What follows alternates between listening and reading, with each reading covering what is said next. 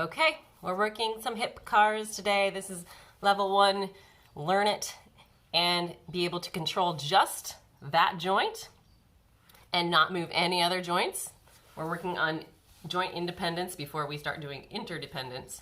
So get this nailed and then you can move on to the more interesting stuff and the work that is going to really make changes in the way you move, play, train, live. All you need is a wall or a PVC if you want to use that, and some open space. I like to take my shoes off so that I can get a little bit of foot strength work on the standing leg. First thing we're going to do is create some internal tension. Let's build some tension. We're going to be moving the right leg first. So anchor yourself, either think about splitting the floor apart between your feet, so pulling but not letting your feet actually slide apart, or spiraling your toes, big toes away from each other. Then, nice bracing here. Use your anchor here, pull it into the floor with some tension. Make a fist with the left arm. Take a little puff of air here. You're gonna hold some bracing here like you would on a strength movement, a heavy squat or deadlift, but we're gonna do some shallow breathing because there's no way you're gonna hold your breath this whole time, right? So bracing here, shallower breathing, and we're gonna start by lifting the right leg and externally rotating it. So pulling into the floor with PVC, swing that heel in and try to glide it up or outside the shin on the left leg. Go as high as you can here. When you can no longer lift, swing the heel under, and let's start to open that gate, open that leg up all the way. When you can no longer go that way, start to drop the knee and lift the ankle. This is the hardest part, especially if we're here. Tame that hip a little bit so your knee and your ankle are level, your shin is parallel with the ground. Then we're going to start kicking back and letting the knee come forward, or sorry, knee come back. So I'm in hip extension here. And then go ahead and meet the knee side by side. If you want to touch down for a second, do that, and then we're going to reverse it. So I'm going to give you a slightly different angle. Extend through the hip. Isolate, don't do this. So if you have a camera or a mirror, use it. Extend through the hip, kick that door shut, then start to hinge, swing that shin up. Use your tension.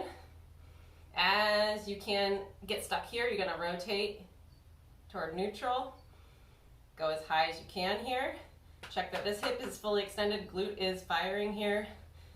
Can't get any higher here, swing it around. Swing all the way to external rotation and bring the heel down.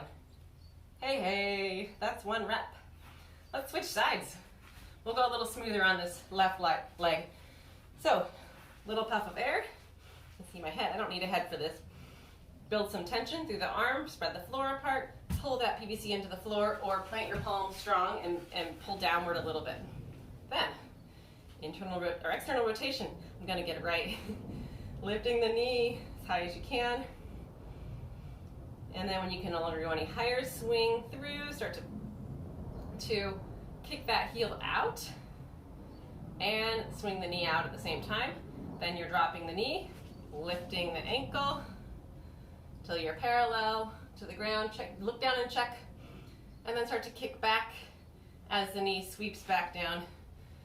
Now, if you have good hip extension, you're going to see a little bit of difference. Most of us are here, even though we're trying so hard to push back. That's fine. Work with what you have. Do not hyperextend your back. So hip extension and then knees side by side. Give your hamstrings a quick break, and let's go back to it. Curl the heel up and kick the door shut. Start to sweep the shin out, keeping it parallel to the ground. When you can't go any further without hiking the hip instead, start to bring the knee up. Drop the ankle underneath. Go as high as you can here and sweep through. Heel in front of the right shin as you come back down to standing. Ta-da! That was one rep on each leg. So if you were assigned a certain amount of work on your programming, that was one sequence. Once on the right, once on the left. So do what it says for the number of sequences and you're set for the day. Nice work. Thanks for joining.